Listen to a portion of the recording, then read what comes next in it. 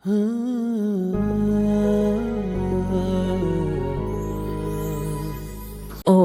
आप कितने प्यारे हो वैसे।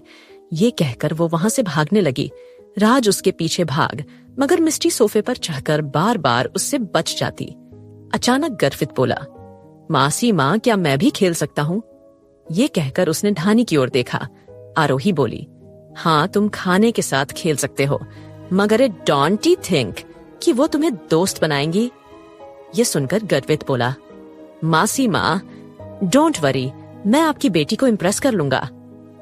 इस पर आरोही ने अपनी भौहें उसे ऐसा क्यों लग रहा था कि वो छोटा सा बच्चा उसकी प्रिंस को जीने की अब भी से प्लानिंग कर रहा था।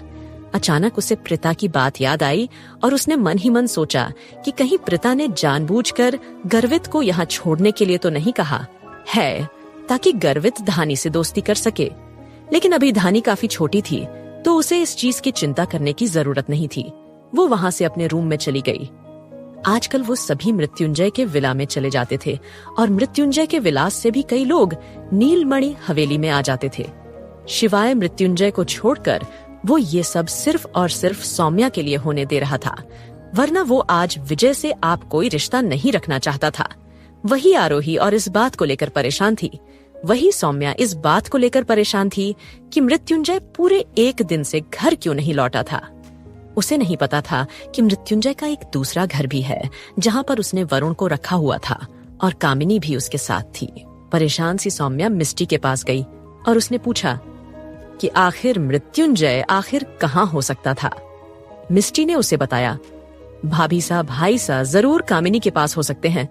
कामिनी को उन्होंने रहने के लिए एक घर दिया हुआ है। ये सुनकर सौम्या ने पूछा, कामिनी कौन है? इस पर मिस्टी ने जवाब दिया, कामिनी से भाई से शादी करने वाले थे, मगर अब ऐसा नहीं होगा। वैसे भी मैं लड़की अच्छी नहीं है। वो हर समय तो वरुण भाई साहब पर लाइन मारती रहती थी। ये सुनकर सौम्या बोली, क्या तुम हमें वहां क्या तुम मुझे वहां ले चल सकती हो? इस पर मिस्टी बोली, क्यों नहीं भाभी सा, अभी चलिए। ये कहकर दोनों महल से बाहर निकली और ड्राइवर के साथ मृत्युंजय के उसे घर पर पहुंची।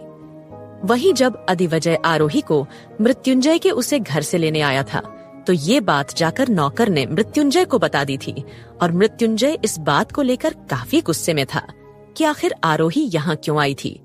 क्या वो उसके भाई वरुण को मारना चाहती थी?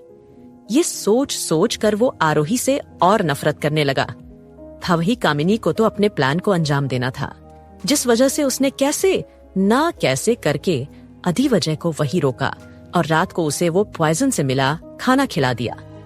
मृत्युंजय के सोने के बाद कामिनी के मन में लड्डू फूटने लगे थे कि वो अब वरुण के साथ एक अच्छी जिंदगी बिताएगी, मगर इससे पहले उसे महल से गायब होना था, जिस वजह से वो बीती रात ही वहां से निकल गई थी। मिस्टी और सौम्या के उसे घर में पहुंचने से पहले ही कामिनी नाटक शुरू करने के लिए उसे घर में घुसी। अचानक मृत्युंजय के कमरे में पुलिस और डॉक्टर की टीम को देखकर कामिनी के पैरों तले जमीन खिसक गई। उसके कमरे में आते ही पुलिस इंस्पेक्टर ने मृत्युंजय से सवाल किया, आपको किस पर शक है कि किसने आपको जहर दिया होगा? ये सुनकर मृत्युंजय ने अपना सिर झुकाते हुए कहा, कल रात कामिनी मेरे लिए जो खाना लाई थी उसमें जहर था। मृत्युंजय की ये बात सुनकर कामिनी सकपका गई। उसने कहा, मृत्युंजय, मैंने कुछ नहीं किया। कामिनी ने जब ये देखा कि उसके इस तरह रिएक्ट करने पर सब उसे अजीब नजरों से देख रहे हैं, तो उसने आंखों में आंसू लिए मृत्युंजय से कहा, Mrityunjay, I am really sorry कि मैंने इस तरह रिएक्ट किया, मगर तुम ऐसे कैसे मुझ पर इल्जाम लगा सकते हो? Kamini, please calm down. I know, जब से तुम्हें पता चला है कि मुझे पॉइजन दिया गया है, तब से तुम परेशान हो। अब तुम शांत हो जाओ। देखो, मुझे कुछ नहीं हुआ है। हाँ, अब मुझे भाई से कुछ बात करने दो। मृत्युंजय ने उसे समझाया तो कामिनी ने हाँ में गर्दन हिलाई। मन में बोली, थैंक गॉड, मृत्युंजय ने मुझ पर शक नहीं किया, मगर अब उस वैदेही का क्या करूं? ना मैं उस आरोही इसे ठिकाने लगा पाई और न इस मृत्युंजय से मेरा पीछा छूटा। मृत्युंजय की हालत देख घड़ियाली आंसू बहाने लगी थी। निर्वेद एक व्हील चेयर पर बैठे हुए कामिनी को देख रहा था। सब जानने के बाद भी अभी कामिनी को कुछ नहीं कह सकता था, इसलिए वो चुप रहा।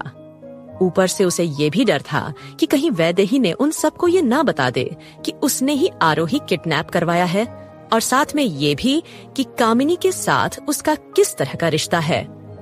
तभी उसे रूम में मिस्टी और सौम्या एंटर हुई। उन्होंने जब मृत्युंजय को बिस्तर पर लेते देखा जिसके पास डॉक्टर थे, वो दोनों ही घबरा गई और भागकर मृत्युंजय के पास गई। मिस्टी ने परेशान होकर पूछा, भाई साहब आपको क्या हुआ है, अब बिस्तर पर क्यों हो, और ये इतने सारे डॉक्टर? ये सुनकर मृत्युंजय ने मुस्कुराते हुए कहा, छोटी हमें कुछ नहीं हुआ है, बस अचानक थोड़ी तबीयत खराब हो गई थी। ये कहकर उसने मिस्टी को गले लगाया। फिर उसने सौम्या को अपनी आंखों में नर्म भाव लिए उसे दिखा। सौम्या ने पूछा, लेकिन आपको हुआ क्या था और आप घर भी नहीं आए? ये सुनकर मृत्युंजय ने कहा, मिस्टी की शादी की वजह से काफी ज्यादा बिजी हूँ, इसलिए अपनी तबीयत के बारे में भी ख्याल नहीं रहा। महल में किसी को बताना नहीं चाहता था ताकि मेरी छोटी बहन की शादी में कोई प्रॉब्लम ना आए, लेकिन अब मैं पूरी तरह से ठीक हूँ। इस पर मिस्टी बोली, भाई साहब आपको इतना सब करने की जरूरत नहीं है, हम नॉर्मल भी शादी कर सकते हैं। ये सुनकर मृत्युंजय बोला, ऐसे कैसे, सीधी शादी, सिंपल शादी कर दो। तू मेरी इकलौती, आप हमारी इकलौती बहन है, समझी, और इस राजघराने की सबसे चाहती। ये सुनकर मिष्टी बोली, भाई साहब आप भी ना। फिर उसने व्हील चेयर पर बैठे वरुण को देखा। वरुण को देखकर उसके चेहरे पर ना खुशी थी और ना ही कोई दुख वर्णीय देखकर बोला, मिस्टी हम आपके सगे भाई हैं, आप हमारी तरफ एक बार देख भी नहीं रही हैं। ये सुनकर मिष्टी ने कहा, वरुण भाई साहब आप हमें मुंबई में अकेले ऐसे छोड़कर चले गए थे जैसे कि हम आपकी बहन ही नहीं हैं। आपने तो हमारे साथ ऐसा व्यवहार किया जैसे कि आप कोई किडनैपर हैं और हमें हफ्तों तक कैद किया गया था। ये सुनकर वरुण निघोर कर मिस्टी को देखा। उसे अपनी सगी बहन ही पसंद नहीं थी। मृत्युंजय ये देखकर बोला, मिस्टी क्या सच में वरुण ने ऐसा किया? इस पर मिस्टी ने हमें से हिलाया। वो चाहती तो अभी वरुण की सारी सच्चाई मृत्युंजय को बता देता, मगर देव ने उसे वरुण की सारी सच्चाई बताने से मना किया था। अचानक वरुण बोला, मिस्टी बाहर आओ, हमें आपसे कुछ जरूरी बात करनी है। इस पर मिस्टी बाहर चली गई। डॉक्टर ने देखा कि मृत्युंजय के पास उसका परिवार है तो वो सब भी वहां से चले गए। सौम्या मृत्युंजय के पास बैठी और उसने अपने हाथ को मृत्युंजय के हाथ पर रखा। मृत्युंजय उसे प्यार से देखते हुए बोला, हम वाकई में ठीक है, आपको हमारी चिंता करने की जरूरत नहीं है। वही कमरे से बाहर जाते ही मिस्टी ने वरुण को दिखा। वरुण ने कहा, मुझे पता चला है कि तुम शादी से पहले ही प्रेग्नेंट हो।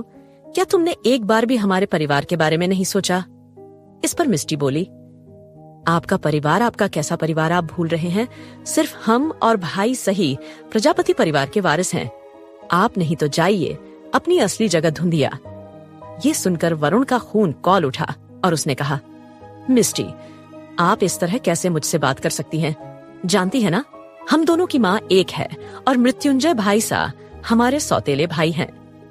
ये सुनकर मिष्टी बोली, लेकिन वो सौतेलापन तभी खत्म हो गया था जब उन्होंने हमें अपने बच्चों की तरह पाला था। लेकिन आप ये बात कभी समझ नहीं पाए। एक दिन आपको आपके कर्मों की सजा जरूर मिलेगी। ये सुनकर वरुण बोला कि तुम किस तरह की बातें कर रही हो? मुझे किस बात की सजा मिलेगी? मैं क्या किया है? इस पर मिस्टी बोली, बस कुछ दिन का इंतजार, फिर मैं भी आपको आपकी कर्मों की सजा मिलते हुए देखना चाहूंगी। ये कहकर मिस्टी वहां से चली गई। मिस्टी की बातों को सुनकर अचानक वरुण को डर सा लगने लगा था।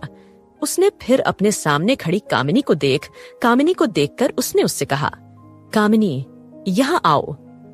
ये सुनकर कामिनी उसके पास नहीं आई, क्योंकि बीती रात उसने कामिनी से कहा था कि वो मृत्युंजय के साथ सोए, मगर उसने तो मृत्युंजय को जहर दिया था। अगर मृत्युंजय मारा जाता तो वो सारा इल्जाम वरुण पर ही डालने वाली थी, वरुण और आरोही पर ही डालने वाली थी। मगर उसका सारा प्लान चौपट हो गया था। तभी उसे कमरे से मृत्युंजय सौम्या का सहारा लेकर बाहर निकाल उसने हाल में बैठी मिस्टी को देखकर कहा, मिस्टी हमारे साथ घर चलिए। फिर उसने मुड़कर वरुण को देखा और बोला, आपको अभी भी आराम की जरूरत है और यहाँ पर काफी टाइट सिक्योरिटी है, दोबारा यहाँ कोई नहीं आ पाएगा। ये सुनकर वरुण ने हमें से हिला दिया। जब वो सभी जा रहे थे तो सौम्या ने मुड़कर वरुण को दिखा। उसका मन किया कि वो वरुण को देखते ही उसे कल्याणी की कही सारी बात याद आ गई।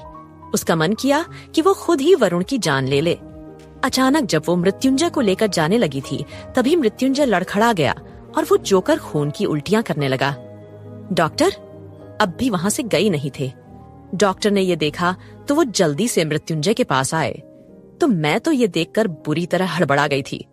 डॉक्टर वापस मृत्युंजय को लेकर गए और उन्होंने मृत्युंजय को ऑब्जर्व करना शुरू किया और उसके चेहरे पर मुंह पर ऑक्सीजन मास्क लगाकर उसे बेहोश कर दिया। सभी मृत्युंजय की हालत देखकर परेशान हो गए थे। सौम्या रात भर परेशान होकर इधर उधर टहल रही थी। अचानक उसने अंधेरे में अपनी ओर आई व्हील चेयर को देखा। भाभी सा, आप हमसे इतना क्यों डर रही हैं? हम आपके देवर ही तो हैं। ये सुनकर सौम्या बोली, वरुण, हमें बेहतर होगा कि आप हमारे सामने नाटक ना करें।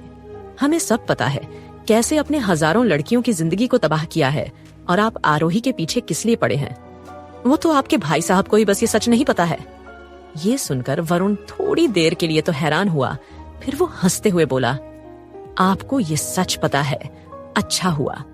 ये सच आपको पहले ही पता चल गया।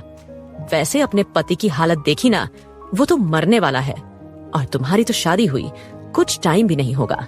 कैसे झुके ये पूरी जिंदगी विधवा बनकर। हाँ, ये सुनकर सौम्या बोली, आप मृत्युंजय को कुछ नहीं कर सकते हैं, वरना मैं खुद आपकी जान ले सकती हूँ। इतनी शक्ति है हमने मुझ में। ये सुनकर वरुण बोला, आओ मेरे पास आओ, मैं देखता हूँ कितनी शक्ति है तुमने। आरोही सौम्या वरुण के पास बड़ी उसने अपना हाथ आगे बढ़ाया ताकि वो वरुण की गर्दन को दबाकर उसे मार सके, मगर वरुण ने उसके हाथ को पकड़ा और उसी के पैरों पर वार करते हुए उसे फर्श पर लिटा दिया। वो फर्श पर आकर सौम्या की साड़ी को खींचने लगा। ये देखकर सौम्या चिल्लाई, मगर तभी वरुण ने सौम्या के मुंह पर अपना हाथ रखा और उसे चिल्लाने से रोक दिया। वो सौम्या को खींचकर एक रूम में ले जाने लगा। रूम में जाकर उसने दरवाजा बंद किया। अचानक मिस्टी वहां आई और उसने दरवाजे के बीच में अपना हाथ रख वरुण उसके हाथ को रखकर दरवाजे को बार बार पटक कर बंद करने लगा, जिससे कि मिस्टी का हाथ घायल हो गया। मगर फिर भी वरुण नहीं माना। लेकिन मिस्टी भी आज ये डिटर्मिनेशन कर चुकी थी कि वो अपनी भाभीसा को बचा कर रहेगी।